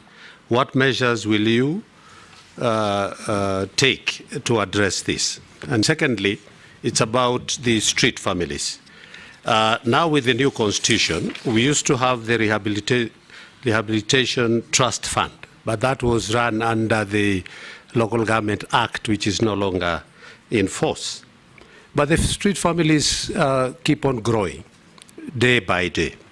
What action will you take first to reduce these numbers or even to address? Because most of these families, not that they don't have, you find kids on the streets, but they go back home, or even now find a family, a mother with children on the streets. So what are you going to do to address this very, very needy issue that we need to take our kids back to school? Thank you, Honorable Chairman. Answer those two quickly. Thank you, Mr. Speaker. I'd like to say that in terms of labor and social protection, I agree with Mheshimiwa Kosing that people only seen when there are riots. Now, I'm going to go around this country. I want to visit all the constituencies to talk to Kenyans and especially young people about the opportunities that are there. Kenyans are not lazy. Our young people are very active and very smart and very sharp, but they need opportunities, not handouts. And so I'll be traveling to all the counties. They'll see me. I'll be very heavily on media, telling to them about the jobs, the kind of skill development. I'll also be looking at the working conditions of factories. Do not be surprised if 1 or 2 or 3 factories are shut down because of poor working conditions that go even against the international tenants, because we have to make sure that our people are respected in the way they work. In terms of even employment and the benefits, there's the issue of the 6% increment that the president offered that is still pending, and it's I think it will be on my desk. I'll be able to sit down with FKE. I've had a chat with Kotu, Mheshimiwa Atwoli. I've talked to the employers. We're looking, and they have told me all the problems as I was doing my research, and I'll be able to sit down, bring everybody together, and gazette in the salaries that they deserve because of the state of the economy, and be able to improve that and make sure that those are met. So I'll be very, very active, Mheshimiwa, and I think you'll be very proud of me and the work that I'll be if I'm confirmed.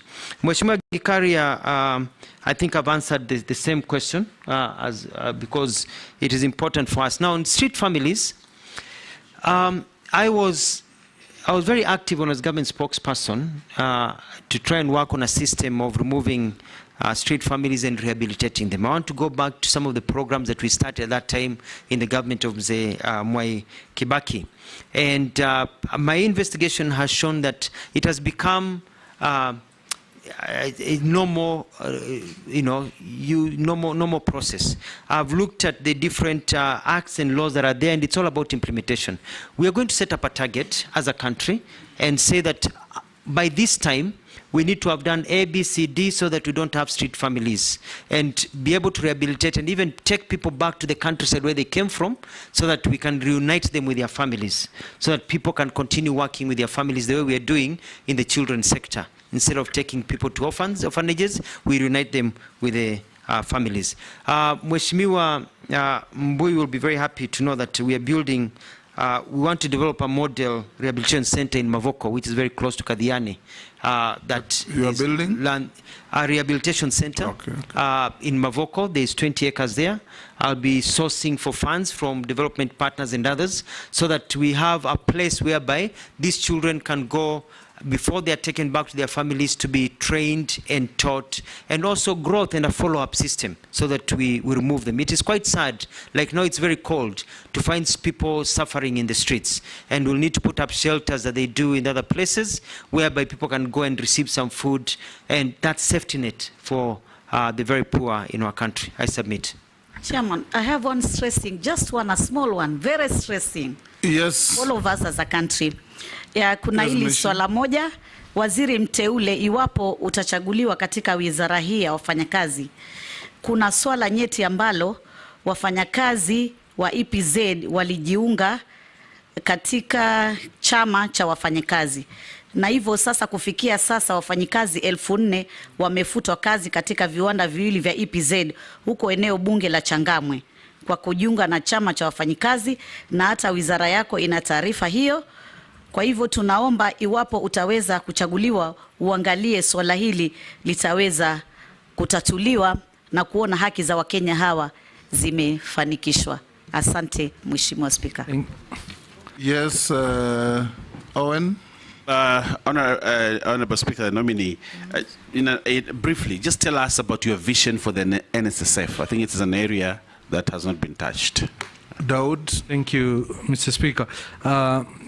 If you're confirmed, how will you pursue qualifications, equivalency, so that our qualified Kenyan professionals can move across the globe and sort the menace of unemployed professionals such as doctors and others? This is a question from one of the Kenyans. There's one. Thank you, Honorable Speaker.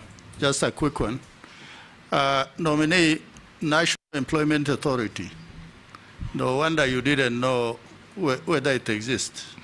Actually, it is somewhere in Kasarani. Just in case you are confirmed, it must be at a central place where all Kenyans will be able to access it.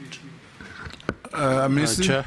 Just one, Mheshimiwa Speaker, just one from a Kenyan. On the collective labor bargaining agreements, wondering why they are never implemented, and that's what makes workers keep on seeking attention of the authorities every other day, and especially the presidential pronouncements on Labor Day. There is always an increment, but it's never implemented. Like last time is 6%, or is it 8%? But up to now, it's not been implemented. So what difference are you going to make in that regard? Nice. Chair. Someone is asking, there are quotas for people living with disability in the constituencies for a certain number of people living with disability to get the stipend. And the question is, where do we take the rest in our country? Just like the old who, when they turn 70, it should be automatic upon medical confirmation, then all people living with disability in our constituencies should be taken on board. And the last question is, kindly ask ALFRED MUTUA this question. Upon confirmation, you should go to those foreign countries and negotiate with tech companies to allow Kenyan citizens work for them from Kenya without using VPNs and residential proxies. There are a lot of job opportunities in the tech industry, but we can't access them due to location restriction. There are very many, from transcription, captioning, machine learning, data entry, chatting, software development, etc., instead of exporting labor. Yeah, Chair. We must. Thank you. Yes. This is from a Kenyan who actually states that the nominee is excessively abrasive, especially to junior officers, and quotes an incident at the Ministry of Foreign Affairs and Diaspora where you actually threw out officers from the parking lot for no good reason whatsoever and without any consultations. These were junior officers. Is that true? Speaker, just one from the teachers. Yes, Mole. This is from the teachers' fraternity in Kenya. They are asking, let them, you tell them how you will avert the incoming strike, because you have said you want to arrest the strikes before they happen. So they want to hear the mechanism which you will use when you are approved. Then they are also saying that kindly ask Dr. Mutua, he made pronouncement that resulted up on Kenyan troops going to Haiti when he visited the US. Does he regret making such deals which later landed him in trouble with the head of state to the extent he was shifted to another docket? How true that it is, I don't know, but it's from the public. That you, Mole, you are not being fair to Mutua, the nominee. The Kenyan police going to Haiti was approved by Parliament, so it can't be his responsibility. Yes. Yeah, it's only one short one on. There's a constituents asking about what the nominee will do if approved about those rogue labor officers who are at the ground there, who are compromised by most of these industrialists. Yes, nominee, can you very quickly respond to those? Thank you, Mr. Speaker. I'll start with the Honorable Lesuda's issue about quotas for people with disability. This is true. It is quite unfortunate, and I find it very, in my research, unfair that you're only giving to a certain percentage in a household and not to everyone. So one of the things I'll do is make sure that it is everyone that is covered and we roll it out according to the finances we have. It should go to all, not just few. The president has given directives that we increase the numbers by 500,000, and I'm going to make sure that these are captured in there.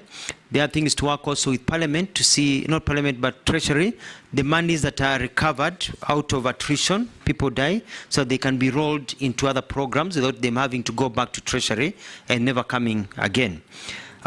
In terms of tech, that's what I was talking about, the BPOs. And yes, I'll travel. I'll send meetings. I don't even have to go anywhere anymore because you can travel by Zoom nowadays and get those jobs here. We need the jobs here. In as much as we also want Kenyans to go overseas, we want to have those jobs in Kenya. And so we're going to remove all the bottlenecks, and I'll have a cabinet paper to remove the bottlenecks and provide opportunities for people here. Murugara, you had a question about being abrasive. That is somebody just being mischievous and trying to use this house. People love me very much. All my employees, you go to Ministry of Tourism, you go... Nilisikia story ya kwamba watu wanaenda Saudi, wengine wanatoka huko wamekufa. Mimi ndani mwangu nilitoka hapa nikiwa ninajua kuna Mungu anaishi atanipigania. Aim yangu ni kwenda kutafuta riziki kwa ajili ya watoto ambao niko nao. Mambo yalianza tu polepole. Inakuasha nini if your fellow worker moves forward? Why do we keep on constraining people so they cannot get promotions? Why does it, that person is a father and a mother to somebody else? So I have very good working conditions. What happened in Foreign Affairs, and Mheshimiwa Speaker, you know you've served there, is that there are vehicles all parked outside the parking lot, such that it looked like a car park instead of an office, because they have parking lots. And I got in, I said, you cannot have the image of the foreign office where you have ambassadors coming, foreign dignitaries, and the cars are covering everywhere. Looking like a terminus. Yeah, looking like a terminus. And so we said we move the cars away, and the ministry to provide another place for the cars to be parked. And that is what has happened. But you know, people, they don't want change. They want that comfort. And they didn't understand. Now, if you try to take the cars back there, they'll fight you. They'll tell you, no, we like it the way it is now, because it looks better. So it was a good move. That is somebody who is just mischievous and trying to take these opportunities. But I remember when I left Foreign Affairs, some officers came to see me and they were crying. They were sad I was leaving. So I don't understand about being abrasive. I'm very, very polite to everyone.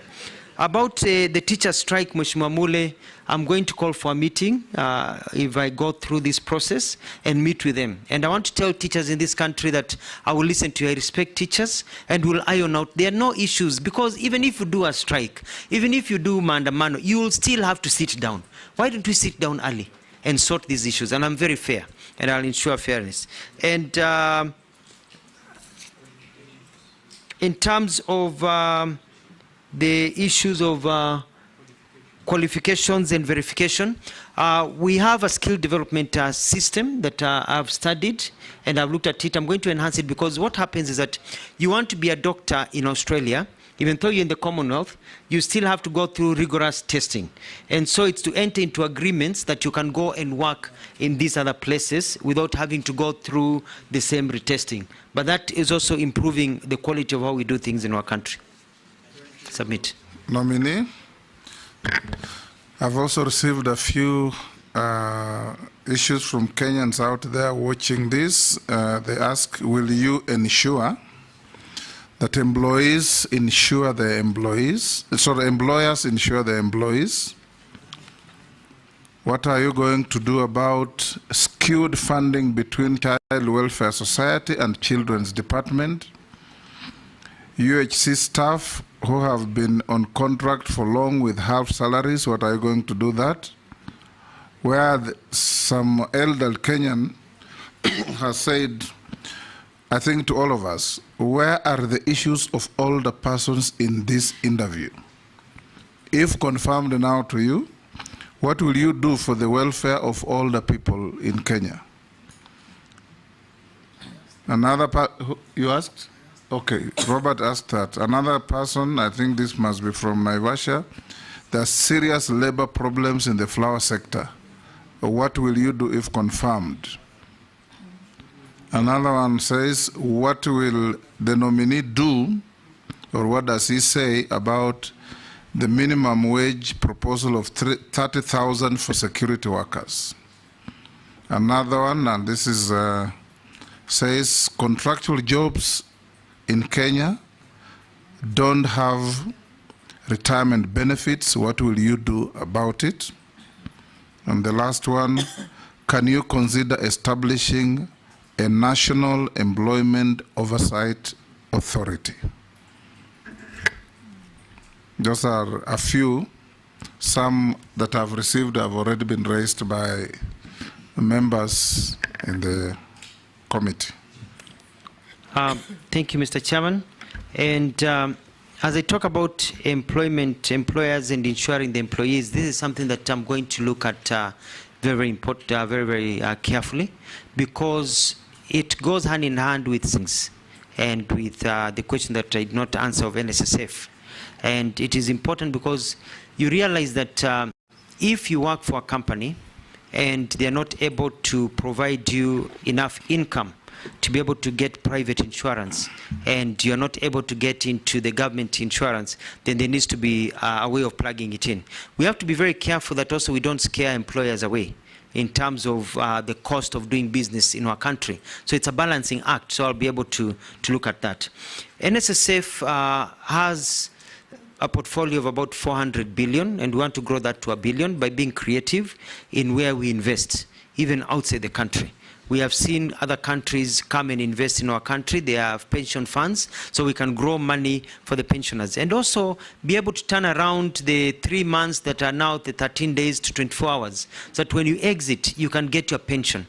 But unfortunately, Mr. Speaker, if you're not a member of parliament in this country or a senior government official, when you leave, you get nothing. You get very little. So we want to push it such that now, at least we have a system whereby you can be getting 60% of the pension you are getting, not the 3 or 5 or 10% that people are getting, so that your life continues. Si unatoka kazini alafu unachakaa, unaanza kuparara, because your life has just taken a dive, so that you're able to save. But to get that, we need to get a saving culture. Only 3.3 million people in this country have a pension scheme. We have to get that, and there's different initiatives that are there to get the other sectors into saving. And I'm going to run a campaign of encouraging people to save, being asked, well, how much have you saved? It doesn't matter. It can be 20 shillings or 50 shillings or 100 shillings. We need a saving culture, because ujana ukama moshi ukienda urudi. One day we all grow old. And so if you grow old and you don't have a kitty you've been saving and you've been eating everything, then you'll end up in the street. And the culture nowadays is not like the other one. You know, the Gen Zs are growing up and moving on their lives. They'll not be there to take care of us when you grow old. So I'm going to get into a communication program for Kenyans to know, when you eat something, if you have 3 mangoes, please put one aside and eat 2 for another day, to get that culture. I've heard about the staff of UHC. I'm aware because we piloted that also in Machakos. I'll also be looking into that. The older persons, one of the things that I like to do is look at how we can give benefits to older people. In many countries, you find there benefits. For example, in the United States, where after you pass a certain age, you get a card. That card allows you to even get into some public transportation for free. That even allow you at that particular age to get a discount, so that when you go shopping at a shopping mall, or you go shopping at a center or somewhere, or you go buy something, or if you're seeking a government service, you show your card and you get a 10-20% discount, because you're at an age where you're not earning an income. You're actually using your pension. So I'd like to introduce that, so that our old people have a card that you can use to get a discount. That will cushion you in terms of social protection. I've heard about the flower issues in Naivasha, and the also bulk of these old people, nominee, are in the rural areas. In the rural areas. Where will they get discounts in villages in Turkana? Well, it's also when they seek government You'll pilot services. probably Yes. from senders, but also pay attention to the rural areas. Yes, we'll find ways, and I think the main thrust here is the intention, and the intention is that our older generation need to have a way of cushioning them. They served us; they are our parents. They have taken good care of us. Let's cushion them in the old age and create a system in our country that takes care of them. Even as they go about with the Inua Jamii, that is good, but also whether we can even go further and see how we're working with other organizations, see what we can do. There was a question about the child welfare and Children's Society and their fundraising. we will be bringing, I'll be bringing, if I get confirmed and appointed, cabinet papers to see whether we can create special funds so we can have internally regenerated funds for able to use for children welfare, and also fast track some of the laws. For example, Kenya has been identified as a country that is heavily involved in child trafficking. We are a conduit of child traffickers. We are a destination of child traffickers. We are a source of child trafficking. And it is also because we have failed, and I'll be bringing through cabinet, I think it's already there, through the, if I'm appointed, through the Mheshimiwa Ishungwa, the passage of us to get into the Hague Convention for the protection of child, trafficking. Because if countries like Somalia can sign child trafficking in the Hague, and Tanzania and Uganda and others, and we have failed to do so, it makes us look like we really support trafficking of children across the world. On the minimum wage, I will look into it. I'll sit down and see, because it depends on what the market can afford. But also we need to, I remember as I finalize, Ford, when Henry Ford, when he built the Ford company, he said he would pay his employees enough money that they can afford to buy the cars that they build. We need to be a culture where we can pay people enough money to enable them to be able to live decent lives according to what the market can also afford. So it's a discussion with the employers, because we don't also want to destroy the good enabling environment for work, but it is important. On contractual benefits and job referral, I've taken note, and it's something that I will look at. I submit. Thank you, nominee. The last two issues I want to put to you. On the issue, as a follow-up to Honorable Mishi's issue about Saudi Arabia. Yes. What you probably will need to do is check out on a country like Philippines. It is the largest exporter of non-professional workers in the world. Anywhere you go in big hotels, you'll find Filipino workers, happy, decent. Find out what mechanisms and legal regime they operate between Philippines and the countries they work. Anywhere you go, perhaps if you go to the moon, you'll find a Filipino worker. The last one, you've talked about NSSF. You can borrow a leaf from our neighbor Tanzania. What Tanzanians do, all the big money held by NSSF, they have engaged with the Minister of Foreign Affairs, and instead of government buying property as missions, it's NSSF that buys those properties and owns them. So the government then pays NSSF rent at source. You reduce yourself from the problems of foreign exchange, and instead of paying foreign exchange to another country, you're paying in local currency at the rates of those countries to your own NSSF. So even the rate of return on the investment is excellent. You may consider engaging NSSF to do that. I'll end there, and after we finish, you will see our secretariat. They have some mismatch with your documents, so that you can put them in order for the record. I want to ask you a few last questions. Do you have any,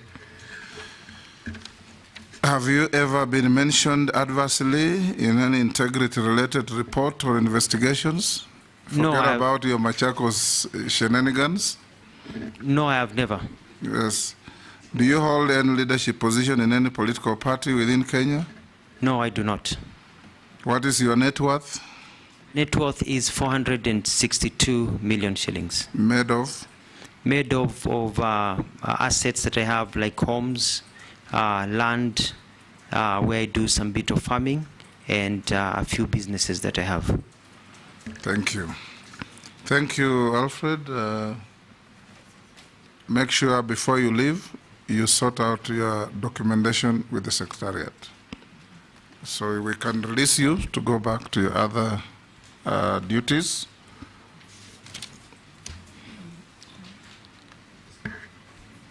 And thank you. Yes, pardon? Say? Yes. Oh, sorry, yes. You appeared before us in 2022. How much were you worth then? I think that's a serious omission. I was worth 420 million shillings. And today? And, 462. Yes. It's been about 9 to 10% normal growth in terms of land value and growth in the industries. Thank you. You may be escorted by our sergeant. Have a good day and a blessed Sunday.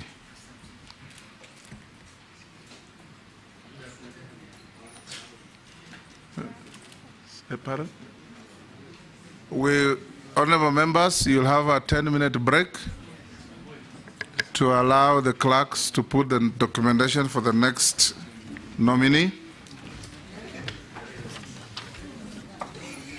Nyinyi Wakamba.